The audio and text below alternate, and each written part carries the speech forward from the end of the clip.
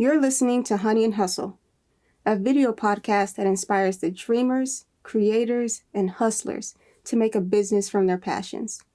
I'm Angela Hollowell, and I'm a visual storyteller based in Durham, North Carolina. I sit down with creative entrepreneurs, nonprofit founders, and small business owners as they share their stories, the lessons they've learned throughout their careers, and how they've worked to make a positive impact.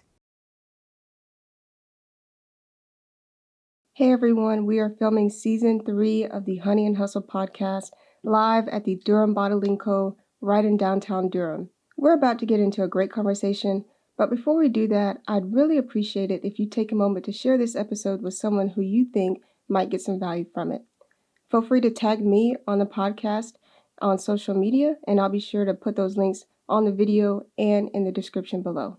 If you're listening to the show, please consider leaving us a review on Podchaser, Apple Podcast, or Spotify. It helps others find the show and lets me know how I'm doing at this video podcast thing. If you'd like to support the show, be sure to check out our affiliate links, shop our merch, and subscribe to the Honeypot newsletter and this YouTube channel, all at the links in the description. Without further ado, let's get into it. We have known each other for quite a bit now. We connected on LinkedIn, and I think we had known of each other before that when you were with Nolia Coffee and just like really doing some stuff with LinkedIn Live on Provident 1898, and just really building this like Black and minority entrepreneur ecosystem that exists here in Durham. Not building it, but contributing to building community. Well said. And just contributing to fostering conversations with people who are doing incredible work here. So I just felt like it was a natural extension to have you on the show, as that's what we want to do here, is really highlight what's happening right now in that entrepreneurship, in that creator, in that nonprofit kind of startup space that looks a little bit different from a tech startup, looks a little bit different from, you know, a tech SaaS company that is getting VC and, you know, having a $5 million exit or something. Like, that's not the path for a lot of people when they go into a business. Right. And that's not the only way to do business. And so I think it's really important that, you know, I had somebody on the show who was showing the other side of that, what that looks like to kind of build and be scrappy and be intentional and be persistent, and just meeting people and building community and building together. So thank you so much for coming on the show. This is the best. I'm so excited. Yeah, you're the real deal. So excited to be here. Yeah, thank you. Thank you. So we're at the Durham Bottling Co., which is another co-working space, but I do want to hear about how you came to work with 1898 Provident, which is another co-working space in a historically Black part of Durham. So I'd love to share that story a little bit. Okay, how far back do you want me to go? Oh, goodness gracious, how far back are we talking? Okay, well, I'll give a quick version of my journey. And so I was born in Canada, and so Canadian by birth, American by choice. And my life, when I look back, I see the roots of entrepreneurship all the way through. So, you know, I would run a bug zoo was one of my first businesses, lemonade stands, you know, all this type of stuff, all the way up to high school where I was like, oh, I should be a drug dealer. No, you shouldn't. Like, you know, right. But looking back at the entrepreneurship muscle that I was working, that I didn't know that I was working. I didn't know that entrepreneurship was a viable path. You know, all you knew was, okay, you go to college, you do these things and kind of follow the regular path. So as I journeyed forward, I started a few businesses, one sourcing coffee out in Burundi, Africa, a beautiful journey there.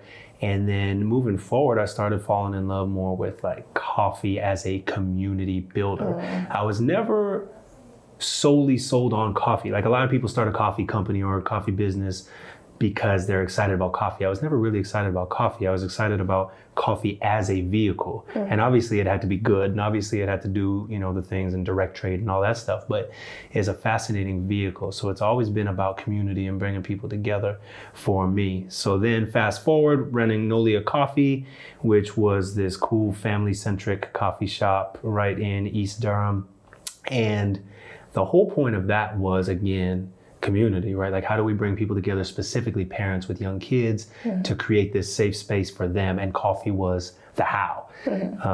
And so from there, when the pandemic hit, whatever year that was, I feel like we're in the lost years.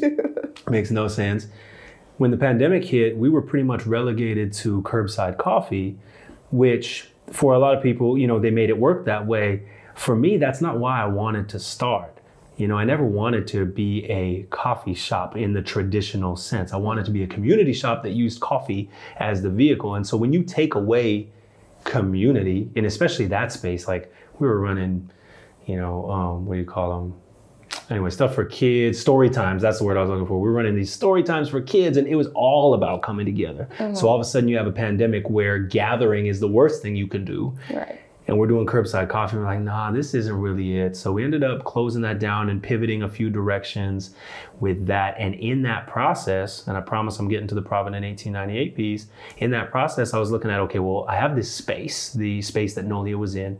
I have a lease on it. So just practically from an entrepreneur standpoint, thinking, okay, well, how am I going to navigate this season? Because that's real entrepreneurship. You're like, no, I'm on the hook for this. I'm not going to break this lease. So what are we looking at doing? And I was thinking, okay, well, maybe we could run a really small Black exclusive co-working space. And the whole idea for me there was this idea of code switching, that as a Black entrepreneur, you step into all these different spaces. It's very obvious, even if it's not said, it's very obvious that the space is not for you. It wasn't built for you. You know, it might accommodate you. And, you know, thankfully Durham's amazing. Raleigh even is good, that there are Black welcoming spaces. There are Black, you know, accommodating spaces, but none of them were Black centric or Black, you know, built for the Black entrepreneur. So I was like, all right, we're going to go Wakanda forever, like that level on the spectrum, right? Go really far and just say, no, this is a Black space, to the point where if someone else stepped in there, it would be like, you know, a white person stepping into a Black barber shop. Like it would be a culture shock, you know, would kind of be the idea that I wanted to co-create with a few people here in Durham. But like you do in Durham, and really should do everywhere, is you go and sit down with the people who are doing the work before you start doing something new. And so I sat down with Peter and Carl over at Provident 1898.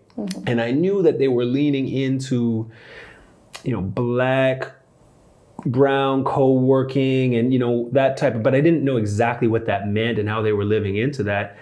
You know, by the time we sat down and had this meeting, I said, okay, well, maybe, you know, this space could be really far on the spectrum and Provident could be like, I know, kind of Black centric or, but maybe a little bit here on the spectrum. And they were saying, well, frankly, we want to be living more into this space, not Black exclusive, but certainly Black centric, overtly Black centric, that we're saying, no, this is built for Black people. This is built on the history and legacy of Black Wall Street. And that, you know, it's obviously not exclusive. Everyone can be there, but it's built for Black people. So ended up joining the team there because there was just so much more for us to do and build together than we could apart. And that was in November of 2020. Okay. Whatever year it is, what are we at, 22 now? Yeah. Yeah, so just over a year, and the results have been incredible over there as we have, you know, in a lot of ways, I think, started to come out of the closet as who we are. You know, that like this is what it is and this is what it's for. And somehow, crazily, we sold out of all of our suites in the middle of a pandemic, you know? So, nice. But I think it was a lot of because we're attracting people based on alignment and not just based on, hey, I need space. You know, it's a co-working community, not just a co-working space. And so that level of alignment, I think, has not just attracted people, but the right people. And it's felt really good. Yeah. So, yeah, that's my journey to get here. Okay. So let's stay on Provident for a second, because again, you're talking about alignment. It has to be in alignment with what you want and your vision for a space. And, you know, they just so happen to align with that at the right time. And you've been doing some events at Provident 1898, socially distanced, safe events for people outdoors when it's possible. And how has that been going in terms of bringing new people in, introducing them to Provident, and just kind of learning more about the needs of people in this community? I think as a business owner, as an entrepreneur, you have to know what your actual why is. Like, you have to know what True North actually is for you. So when we're talking about Provident, the vision there is that it's a Black-centric co-working community and resource hub. And so when we in the middle of this pandemic, we're like, okay, well, space, we can't be focused on being a space business. We need to be a community. We need to be a resource hub. Well, that can transcend space. And so the pivot at the beginning was, okay, let's hop on LinkedIn Live and just give resources, interview people, give people knowledge. Okay, that was working, that was going well. But then further, what does it mean to be community? What does it mean to come together and network and interact and create some of these collisions? And so, yeah, we started this Pull Up at Provident series, and that's been amazing. 50, 60, 80 people out at some of these events, socially distanced. And we didn't do one in January because of Omicron coming up, but continuing to do that type of work because, again, the true north, the value for us is how do we create community? How do we create collisions? And whether that's digitally, in person, safely, we're always looking at how do we do that? And then everything else kind of aligns to that. The how is really informed by the what, like the real what for us. And so we're constantly evolving and pivoting on the how. But I say a lot that the mission never changes, but the methods do, right? So we've been really thinking, okay, well, the methods we can change, but the mission ultimately at the heart of the work that we're doing over there is bringing people together so that they can grow. Right. That's the whole vibe. Yeah. Oh man. So what are some of the things that you would say are indicators that you are doing your job well? Is it people coming out to events? Is it people that are connecting at your events? Is it obviously for Provident, it's still a business. They need people to get through the door. But what does that look like for them in terms of creating a space in Durham, which already has an incredible legacy of Black entrepreneurship, immigrant entrepreneurship, collective power, and people coming together and knowing that there is strength in community? What does that look like for you guys?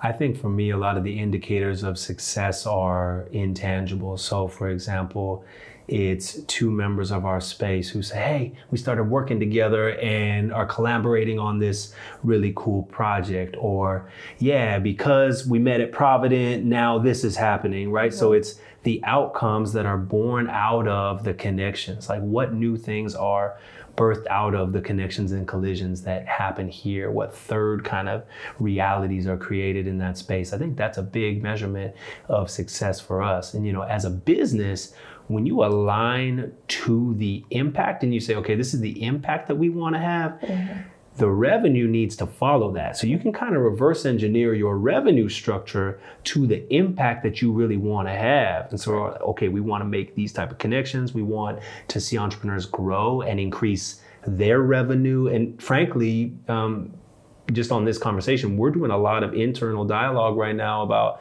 how do we actually measure the impact that we really want to have long term, which is we want to be a part of businesses increasing their revenue. We want to be a part of businesses hiring more people. Like some of the metrics that if we could really figure out how to measure that, okay, how did you being at Provident and associated with the Provident 1898 community actually grow your bottom line, hiring, your sense of peace and alignment in your work, all the things that really matter for entrepreneurs as they grow. So we're leaning a lot more into that because we've had a lot of success and seeing a lot of these kind of anecdotal stories, these anecdotal testimonials where it's like, oh, this happened because of this, but we haven't to this point done a good job of tracking. Right. What does that really mean to win at what we say we're trying to win at, which is ultimately transformation. It's not just filling the space, it's not just revenue. All of that gets reverse engineered from the impact. Right. Yeah, so you touched on two really important things that we're probably going to dive into separately here. And the first one is reverse engineering revenue. So a lot of people will say, well, I want to make $100,000. I want to make $350,000. I want to be a millionaire. But you can't control what people spend, but you can control what you're putting out into the world, right? What impact you're making, what value you're providing, whether that's creating a podcast, whether that's saying, I'm going to do a LinkedIn Live every week and feature a different business in this space or a different business in the community that I would love to have join this space and meet other people in this space. Focusing on what am I doing right now to create that impact rather than what am I doing right now to make money. Certain things you can control, some things you can't. I agree. And I really think that it's a matter of changing your perspective on what is currency to you. right? Because I think long term, the revenue, the dollars, you can do that. You can make that. You can figure out how to grow and scale, but you got to really understand what is the real currency to you. And to me, it's community. Community is currency. Connection is currency. Long term, I have no doubts about what that will do for my financial position. Yeah. I'm not concerned about that, but that's not the driver. Right. That's more of the outcome than it is. It's the effect, not the cause. And so I'm really after do the cause things. So exactly what you're saying, do the right things for the right reasons.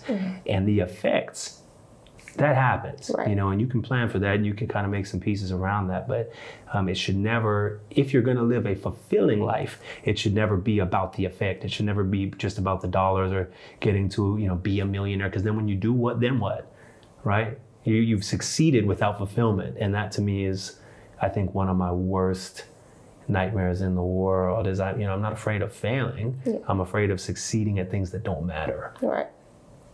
Yeah, I think, I don't even know. I don't know if this is a controversial opinion or not. Don't cancel me if it is. Just comment discreetly. But one thing that I will say... You can at me. At me? Yeah, come at me. Justin is like, I'm forgetting. Right, yeah. But don't touch my people. Yeah. So one thing that is really big right now, especially on Twitter, and I think really in all social media spaces, is this talk about NFTs, is talk about crypto, is talk about investing in stock, investing in real estate.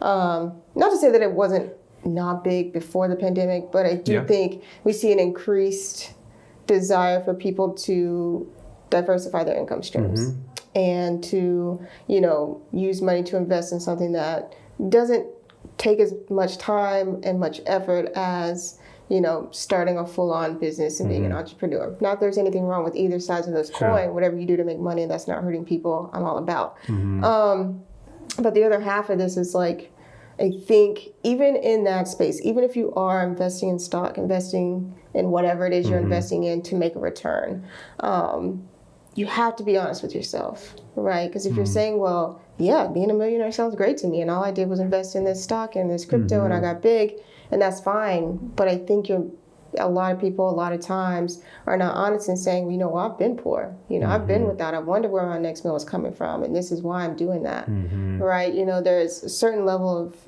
lack of honesty with yourself when you're spending so much time learning about crypto, learning about all these other things that can be, maybe, possibly get rich quick type of ways rather than starting a business or something. And even starting a business, I started a t-shirt company and I made whatever amount of money. You have to be honest with yourself about why that amount of money matters to you. Why being a millionaire by 30 matters to you. Why being a Forbes 30 under 30 matters to you. Right. And I think there's a certain level of dishonesty there that I think is very apparent when you look at certain marketing trends, when you're talking about, well, how do we track, the impacts that we're having through revenue, through, employment opportunities provided, through these small businesses.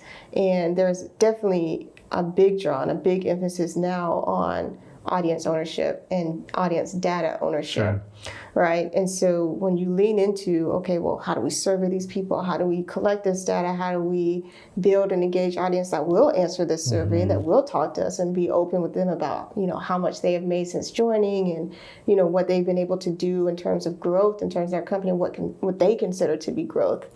I think we get into this realm of what an audience and what a community looks like. Because even in crypto, there's community. Even in NFTs, huge community of people.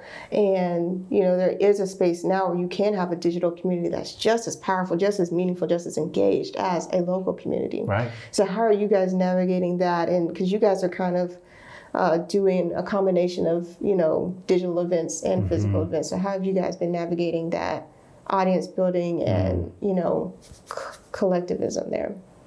You said so much in there. That was juicy. No, it was great.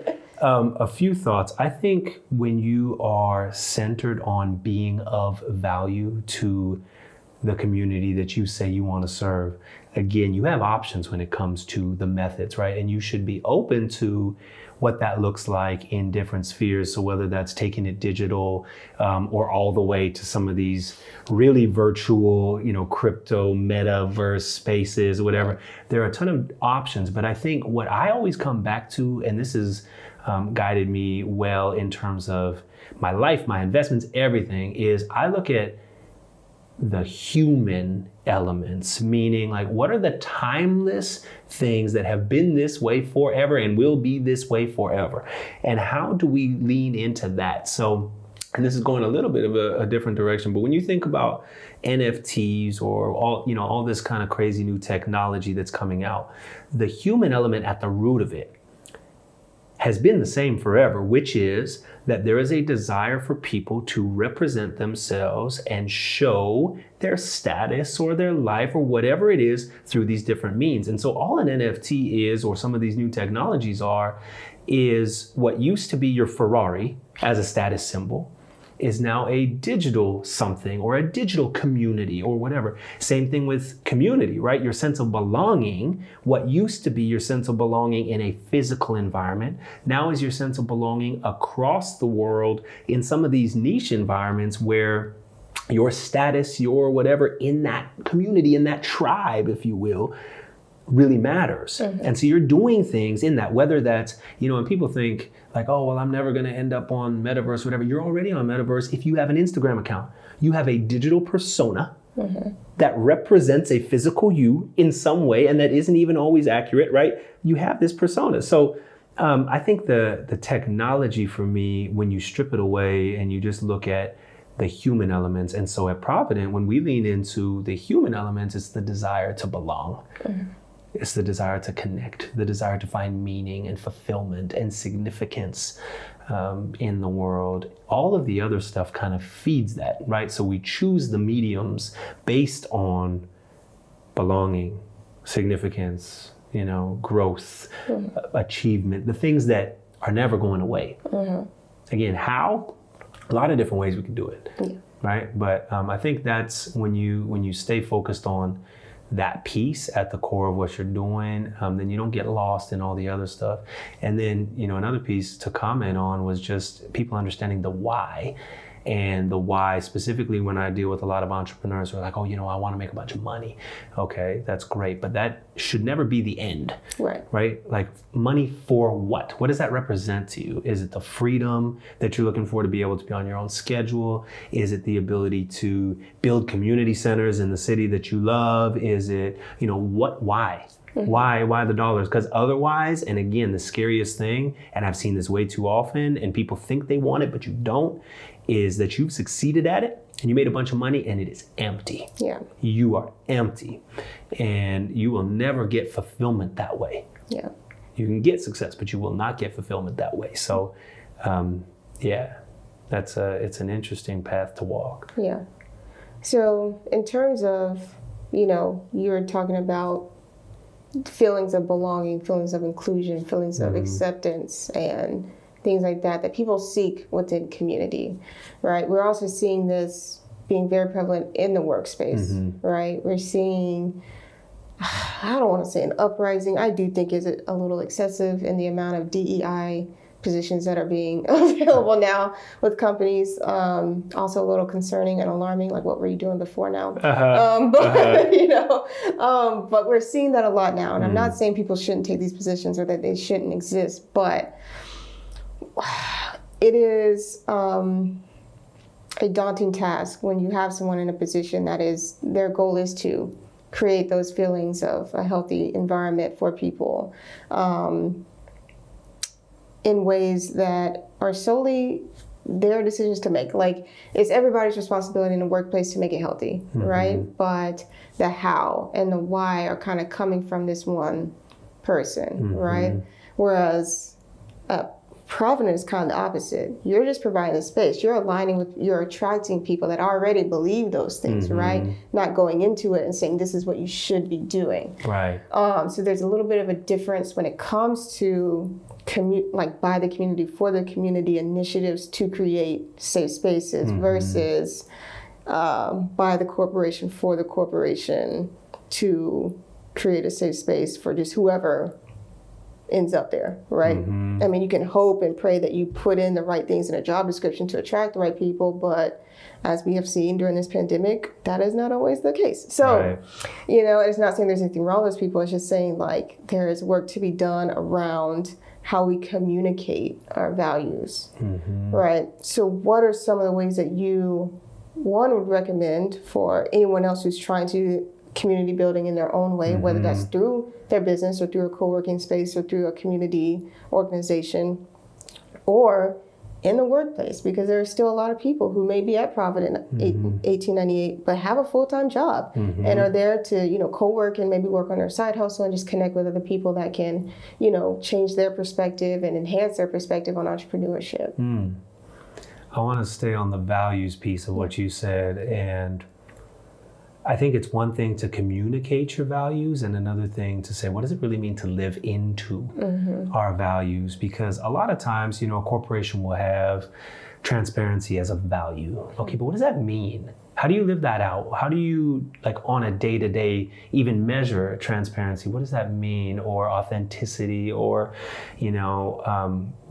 inclusion, equity, these different types of pieces. I think there are a lot of buzzwords, and I think this is what corporations are grappling with, is that you've not even had a budget or any sort of anything dedicated to diversity, equity, inclusion. So now you're trying to throw some stuff at it right now when you really have not been living into it from the beginning. So if you go way back, and this is a lot of the questions that I'll talk to different execs with about, but who sits at your dinner table?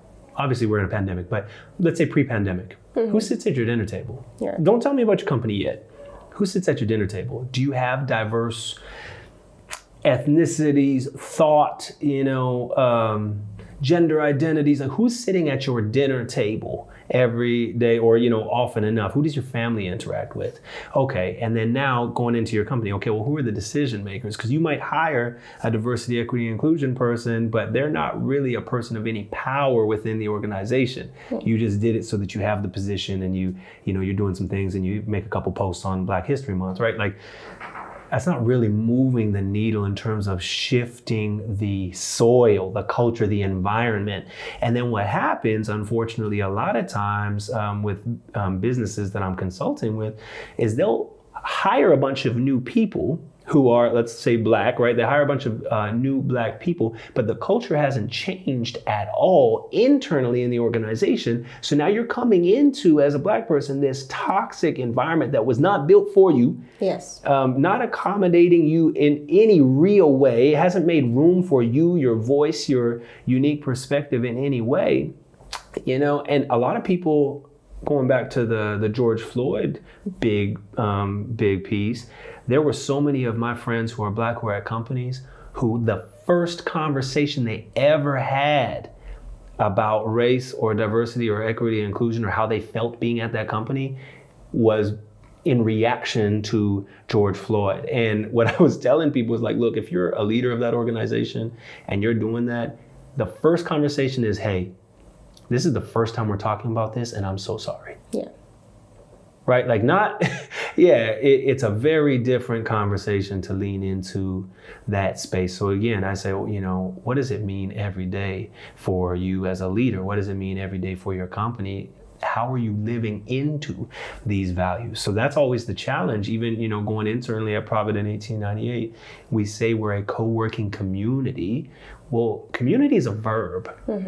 Right? Like, what does it mean to live into community? How do we activate that? How do we know we're doing it? How do we know we're not? Like, you got to ask those real questions. And to me, it's until it costs you something, it's not real. Until it costs you something, whether it's your comfort, whether it's some dollars, whether it's whatever, like it's got to cost something to live into your values. There's a give, you got to give something up to say yes to a real value, so what are you giving up? Like, are you giving up this monoculture? Are you giving up, like, it should cost, it should cost something. So I don't know if I answered that, but that's where we went with it. Yeah, that's okay. No, but I think that's an interesting note that you took away from that conversation was like, well, what is it costing us if we say that we are inclusive? It's costing us maybe people who don't agree with that, right? Maybe costing us people with money who don't agree with that. Whatever what money means, I don't know. Sure. Like, it's relative. Sure. So it's just like, what is it costing us when we say, well, we are, an inclusive community. We are an uplifting community. We are a community that celebrates the diversity and entrepreneurship. What is that costing us within Durham in itself, within the narrative of Durham, within the narrative of the Triangle, within the narrative of North Carolina, and within the narrative of the small business ecosystem here. What are we saying to people out there? What are we exhibiting to people out there through our actions? Yes. And I can say on the Provident side real easily, if you're aligning as a Black-centric co-working community that is not focused on tech, right? And we are, focused on all types of businesses, but especially helping like Main Street style businesses, right? Well, when you do that, the cost is a lot in terms of, market opportunity or whatever you want to talk about, because it is way easier to fill a co-working space with a bunch of white tech bros. RTP. Right? But and that's fine. Like those communities are needed and whatever, it's great. But the ease of, and I'm not saying it's easy, but easier to fill a space with white tech bros who, I need space, I got money to pay, I got, great. Well, when we're dealing with the community that we are wanting to serve, we got to really think hard about the business model, about like the pricing structure and accessibility for the people who really need it. What does that look like and how do we make that happen? And it's tons of implications for our business model, right, in terms of how that happens. And like, okay, do we need philanthropic dollars to support, or, like you're thinking on a way different scale. So the cost is big, but then I always think about what is the cost of not? Yeah. It's like the gain in the world to lose your soul model, right? Like, no, it would be costing our soul not to. Yeah. So it's not even an option, know? Yeah. And I just want to circle back here. This is not a shot against Research Triangle Park. There is a lot of growing diversity, calls for diversity there. And there are a lot of diverse people that hang out at the Frontier, which is a co-working space there. And I think there is a larger conversation because Black people are also, there's a lot of Black people in the NFT space, a lot of Black people getting into crypto, real estate, things that they feel, and I agree, will help generational wealth, right? I don't want to, not have anything to pass down, right? That is the thought. That is also a reality, right? People want money, more money than they probably know what to do with. They want to be able to give that to somebody, and I don't think there's anything wrong with that. But I think there is something to be said for the fact that, in a lot of ways, dominant culture still shifts popular culture here in America. Like Black people, obviously, we are definitely culture creators, culture innovators, whatever you want to call it. But, when tech is that big, has a dollar sign on it, we see a lot more Black people going into tech, a lot more Black people going into coding. And we're seeing that kind of like call and response type deal, right? And we also can create that. Now, I think the playing field is becoming so much more even now during the pandemic. I think if there's ever a time to say, I am not only going to be a responder, but I'm also going to be someone who's putting out a call. Now is the time to do that. Yeah, it's a beautiful window of opportunity. I think the pandemic has brought a bunch of things to the surface that were just hiding below the surface. And so it's this opening, this open door, a bit of a reset to say, is this really what we want? Is this really how we want society to look? Is this really how I want my life to look? And we're seeing that with the Great Resignation and all these things. It's what it symbolizes to me is a bunch of humans finally waking up and asking some questions. That's it. Yeah. Just being honest and asking some real questions like, what do I actually want my relationship to work to look like? Yeah. My relationship with my loved ones, all of these different things. What do I really want it to look like? Because I have a lot more power than I thought in terms of how I create the life that I'm looking to live. Yeah. I think that's what it represents, this opening, this opportunity. Yeah, for sure. I think that's a great note to end on. How can people find you at Provident 1898? Obviously, LinkedIn. Yeah, LinkedIn. Hit me up, Justin Minott, Provident 1898. That's Provident1898.com is the best way to connect over there. And Instagram, hit me up. I'm here. I'm a real person with a real account. So For now. Thank you so much. Thanks. You're the best. Thank you.